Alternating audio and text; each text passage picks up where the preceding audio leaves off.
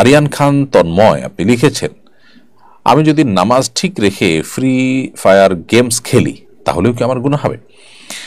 ভাই আরিয়ান খান, প্রথম কথা হলো যে ফ্রি ফায়ার গেম এবং এ জাতীয় আরও যে সমস্ত গেমসগুলো আছে, এ সমস্ত গেমসের মধ্যে আপনি কোনো কোনো ক্ষেত্রে দেখবেন ভয়ঙ্কর শিরকি পাঠ, শিরকের উপাদান রয়েছে।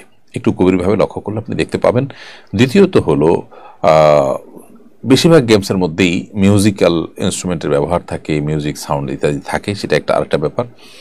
আর সবচেয়ে মৌলিক কারণ সেটি হলো যে মিন হুসনে ইসলাম ইলমার এ তারকুহু মা লা ইয়ানিহ, নবী সাল্লাল্লাহু আলাইহি ওয়াসাল্লাম বলেছেন একজন মানুষের ইসলাম সুন্দর হবে যখন তিনি অহেতুক অনর্থক কাজকাম এগুলো পরিহার করে থাকতে পারবেন।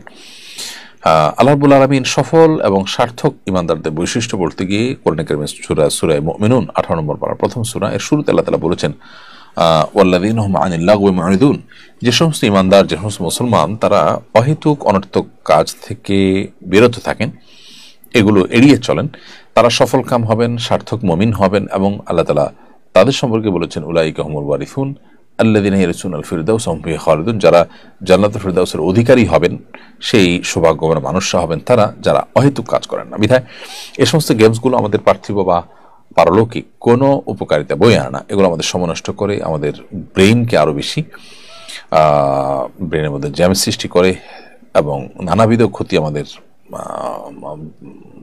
মনের, মস্তিষ্কের, আমাদের শরীরের করে থাকে।